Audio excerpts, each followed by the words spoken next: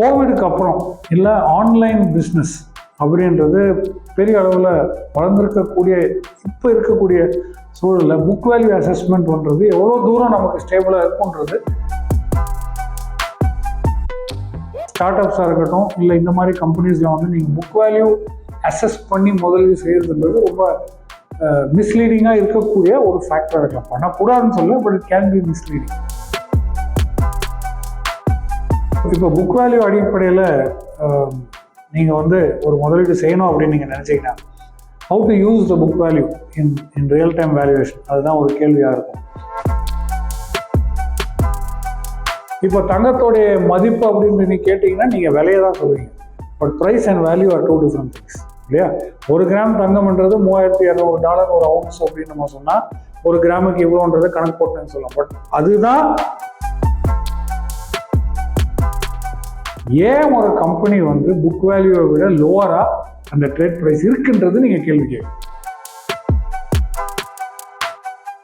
Mister and Mrs finance நேயர்களுக்கு வணக்கம். அடிக்கடி எனக்கு வருகின்ற ஒரு கேள்வி என்னென்னா, இந்த book value based investing. So நான் சொல்கிற சில காரியங்கள் வந்து நிறைய பேருக்கு வந்து பிடிக்காமல் போகலாம். But hear me out fully. இந்த புக் வேல்யூ வந்து எப்படி யூஸ் பண்ணோம், இது வந்து ஒரு கான்செப்டாக நம்ம வச்சு இன்வெஸ்ட் பண்ணலாமா அப்படின்றது நிறைய பேருக்கு ஒரு கேள்வி. இன் தி ஓல்டன் டேஸ், அதாவது கொஞ்சம் ஹிஸ்ட்ரி எடுத்து, கொஞ்சம் ப்ரீவியஸ் ஹிஸ்ட்ரி எடுத்து பார்த்தீங்கன்னா, ஓல்டர் ஹிஸ்ட்ரி எடுத்து பார்த்தீங்கன்னா, ஃபண்டமெண்டல் அனாலிசிஸோட அடிப்படையே இந்த புக் வேல்யூ பேசிஸ் தான் இருக்கும். புக் வேல்யூனா என்ன? The value of the book of a company. அதுதான் புக்குனா என்ன? அசட்ஸு, லைபிலிட்டி, இன்ஃப்ராஸ்ட்ரக்சரு, எத்தனை கேப்பபிலிட்டி, குட்வில், இதெல்லாம் சேர்ந்து ஒரு டோட்டல் வேல்யூ, இந்த கம்பெனிக்கு வந்து இவ்வளோ வேல்யூ இருக்குது அப்படின்னு சொல்லக்கூடிய ஒரு ஒரு ஒரு ஃபண்டமெண்டல் பிரின்சிபல். அசட்ஸ், லைபிலிட்டி எல்லாமே கனெக்ட் பண்ணி இதுதான் வேல்யூ, இத்தனை ஆயிரம் கோடி இல்லை இத்தனை லட்சம் கோடி. இதுக்கு அகேன்ஸ்டாக வந்து நம்ம வந்து மார்க்கெட் கேப்பை பார்க்குறோம், மற்ற பல விஷயங்களை பார்க்குறோம், அது ஈக்குவேட் பண்ணி பார்க்குறோம். இப்போது அது வந்து அபவ் 1, பிலோ 1, லெஸ் தேன் 1 அப்படின்ற ஒரு கான்செப்டில் நம்ம சொல்கிறோம்.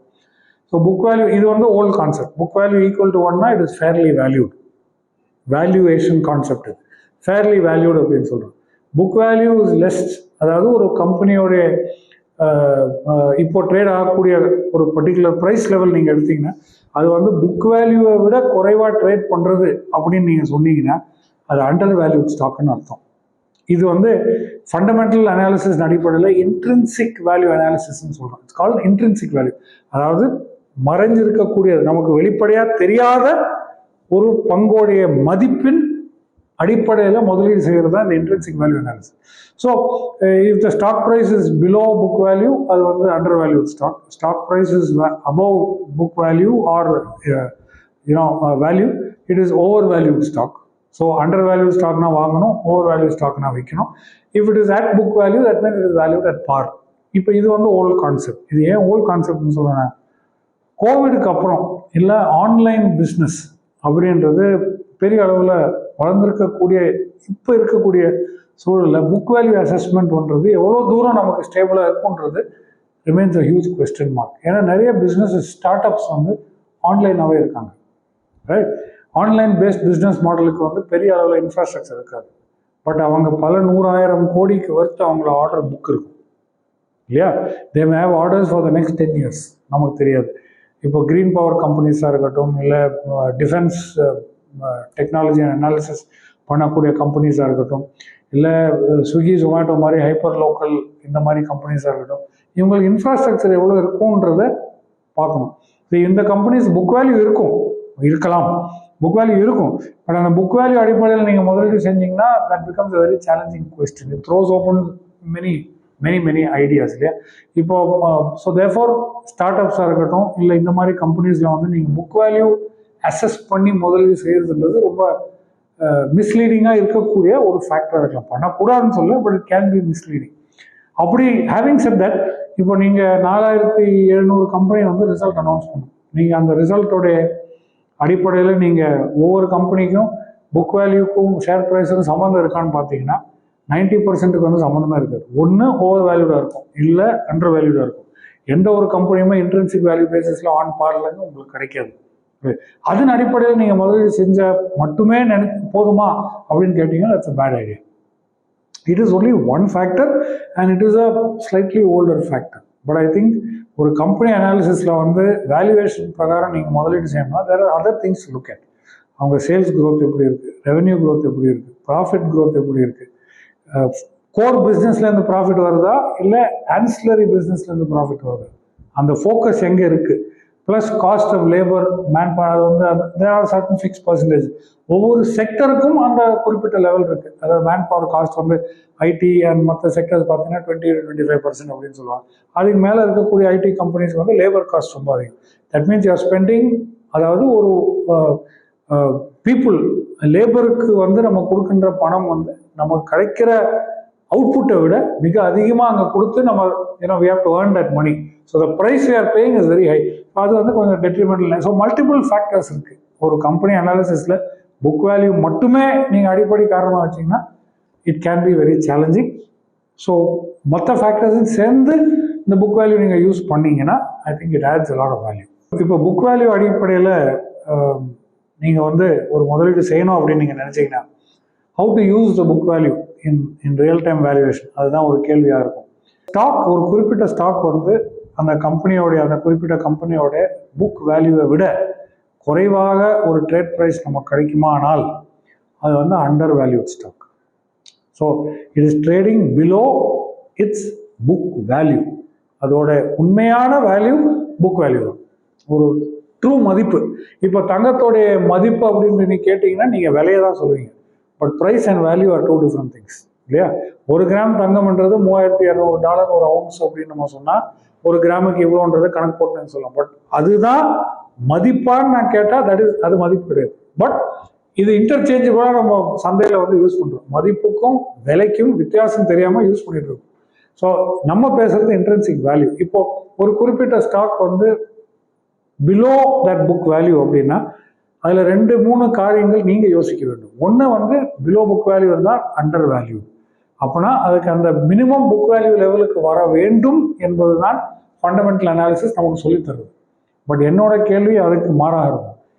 ஏன் ஒரு கம்பெனி வந்து புக் வேல்யூவை விட லோவராக அந்த ட்ரேட் ப்ரைஸ் இருக்குன்றது நீங்கள் கேள்வி கேட்கும்.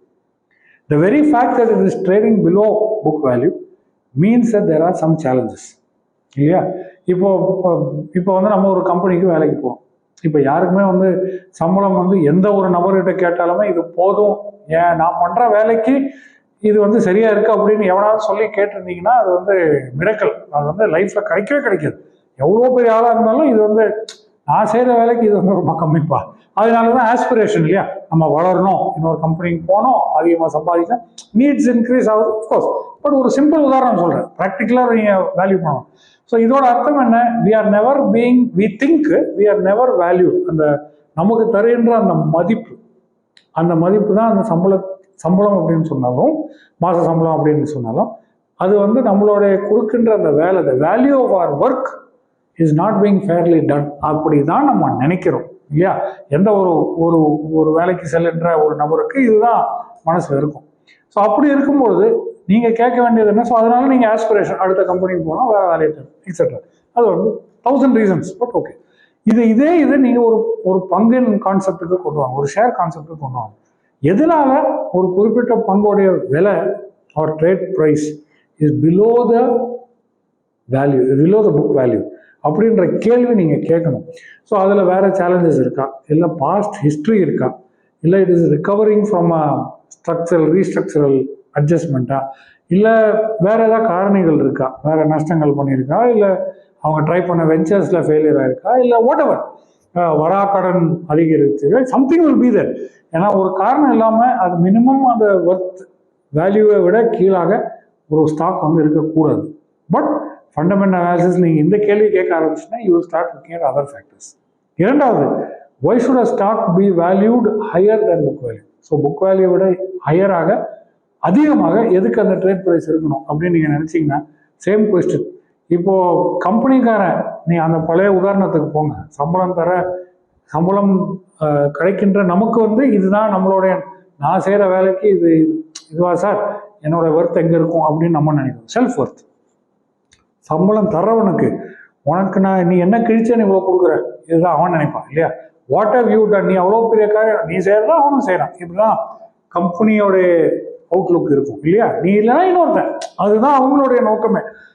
நாட் ஆல் கம்பெனிஸ், பட் பொதுவாக ஒரு லேபர் டிஸ்கஷன், ஒரு எம்ப்ளாயி ஹெச்ஆர் டிஸ்கஷன் வந்து இந்த டைரக்ஷனில் தான் போகும் இல்லையா. ஸோ அப்படி ஒரு சேலரி நெகோசியேஷன் இப்படி தான் போகும். ஸோ அப்படி இருக்கும்பொழுது நீங்கள் இந்த சைடில் நினச்சி பாருங்கள், ஒருத்தனுக்கு வந்து ஏதாவது ஒரு கம்பெனியில் இவனுக்கு வந்து, இது நம்மளோட ஃபீலிங்காக இருக்கலாம், பட் ஒரு கம்பெனி வந்து அப்படி நினைக்குமா, இவனுக்கு வந்து நான் கூடுதலாக அவன் செய்கிற வேலை வந்து எக்ஸ், பட் அவனுக்கு கொடுக்குற சம்பளம் வந்து 5x இருக்கும் அப்படின்றது கிடையாது. எல்லா கம்பெனியுமே என்ன எதிர்பார்க்குறேன், நான் உனக்கு எக்ஸ் கொடுத்தா நீ எனக்கு 3x ரிட்டர்ன் பண்ணும், மினிமம் 3x. அது ஏதாவது டெஃபினேஷன் இருக்கும், இவ்வளோ ரெவன்யூ கொண்டு வா, சேல்ஸ் கொண்டு வா, வாட் எவர், ஏதோ ஒரு ஃபேக்டர் கொடுத்து தான் உங்களுக்கு வைப்பாங்க இல்லையா. So target what ever you call it. So அப்படி தான் இருக்கும். ஸோ தட் கான்செப்ட் நீங்கள் வந்து ஷேர் மார்க்கெட்டில் வந்து அப்ளை பண்ணிங்கன்னா என்ன அர்த்தம், எதனால ஒரு பங்கோடைய விலை வந்து ஓவர் வேல்யூவே இருக்குது. அப்போ ஓவர் வேல்யூவேஷன் நடந்தால் ஒன்று அவங்களுக்கு அடுத்த ஒரு 5 வருஷத்துக்கு ஆர்டர்ஸ் இருக்கும், இரண்டாவது அவங்களுடைய கேப்பபிலிட்டி டு டெமான்ஸ்ட்ரேட் க்ரோத், அதாவது கடந்த காலங்களில் இல்லை காலாண்டுகளில் அவங்க வளர்ச்சியை வந்து நிரூபித்து காட்டக்கூடிய அந்த கேப்பபிலிட்டி அவங்களுக்கு இருக்குது. மூன்றாவது எக்ஸ்பெக்டேஷன் ஆஃப் இன்வெஸ்டர்ஸ், ஒரு குறிப்பிட்ட எதிர்பார்ப்பு இருக்குது. ஓகே, இந்த கம்பெனி வந்து 30 வருஷமாக இருக்குது, ஸ்ட்ராங்காக வளருது, குவார்டர் அண்ட் குவார்டர் ரிசல்ட் ஸ்ட்ராங்காக கொடுக்குறாங்க, டிவிடெண்ட் வந்துருக்காங்க, போனஸ் ஷேர் கொடுக்குறாங்க, மற்ற பல செக்மெண்ட்ஸில் டைவர்சிஃபை பண்ணுறாங்க, எந்த பிரச்சனை வந்தாலும் சமாளிக்கத்தக்க ஒரு கம்பெனி, ப்ளஸ் ரொம்ப லாயலாக இருக்குங்க, அவங்க business style and management and strategy நம்பக்கூடியது அப்படின்னு சொல்லி இது வந்து உயரும்பா இல்லை விலை கூடும்பா, அதனால என்னோடைய மதிப்பில் இந்த எக்ஸ்பெக்டேஷன் வந்து அதிகமாக இருக்குது. So the price tends to get over value. But இந்த கேள்விக்கு நீங்கள் பதில் வந்து எக்ஸ்ட்ராக்ட் பண்ணிட்டீங்கன்னா you will know whether under வேல்யூடாக இருக்கிறது புக் வேல்யூக்கு வருமா அப்படின்ற கேள்விக்கான பதில் உங்களுக்கு வந்து கிடைக்கும். ஓவர் வேல்யூடாக இருக்கிறது புக் வேல்யூக்கு வருமா இல்லை ஓவர் வேல்யூடாகவே இருக்குமான்றதுக்கும் பதில் உங்களுக்கு கிடைக்கும். ஸோ அண்டர் வேல்யூட் ஸ்டாக் வந்து புக் வேல்யூ லெவலுக்கே வர போகிறது இல்லை அப்படின்னு உங்களுக்கு தெளிவாக தெரிஞ்சுதுன்னு வச்சுங்க, மற்ற ஃபேக்டர்ஸ் அனலைஸ் பண்ணும்போது அது அண்டர் புக் வேல்யூ கீழே இருக்கக்கூடிய ஒரு ட்ரேட் ப்ரைஸ் இருந்தாலும் நீங்கள் அந்த பங்கை வந்து வாங்க மாட்டீங்க, ஏன்னா எதிர்பார்ப்பு இல்லை உங்களுக்கு. எதுக்காக அந்த ஸ்டாக் வந்து புக் வேல்யூ கீழே ட்ரேட் ஆகுதுன்றது உங்களுக்கு தெரியும், அது ஒரு நிரூபணம் ஆகிடும். அப்படி இருக்கும்போது அந்த ஸ்டாக்கை எதுக்கு நம்ம போய் இன்வெஸ்ட் பண்ணுன்ற ஒரு ஆன்சரும் வந்து உங்களுக்கு கிடைச்சிடும். ஸோ மூன்றாவது, ஒரு ஸ்டாக் ப்ரைஸ் என்பது லோவர் வேல்யூவேஷன், அதாவது அண்டர் வேல்யூடா நீண்ட நாளுக்கு அப்படியே தான் இருக்கலாம், அவங்க செயல்பாட்டில் வேணால் ஃபேவரபுளாக இருக்கலாம், ப்ராஃபிட் தரலாம், பட் பாஸ்ட் லெகசி வந்து கெடுதலாக இருந்ததுன்னா அது அண்டர் வேல்யூ ஸ்டாக்காகவே பேஸ்ட் ஆன் புக் வேல்யூ மட்டும் நான் சொல்கிறது, ரிசல்ட்லாம் சிறப்பாக கொடுக்கலாம், செயல்பாட்டு சிறப்பாக இருக்கலாம், பட் புக் வேல்யூ அடிப்படையில் அது அண்டர் வேல்யூடாக நீண்ட கால அடிப்படையில் அப்படியே கண்டினியூ ஆகக்கூடிய வாய்ப்பும் ஃபண்டமெண்டல் அனாலிசிஸ் பிரகாரம் நீங்கள் தெரிஞ்சுப்பீங்க. பட் இந்த கேள்விகளை கேட்ட ஆரம்பிச்சிட்டிங்கன்னா இந்த புக் வேல்யூ பயன்படுத்தக்கூடிய அந்த ஆன்சர்ஸ் வந்து உங்களுக்கு கிடைக்கும்.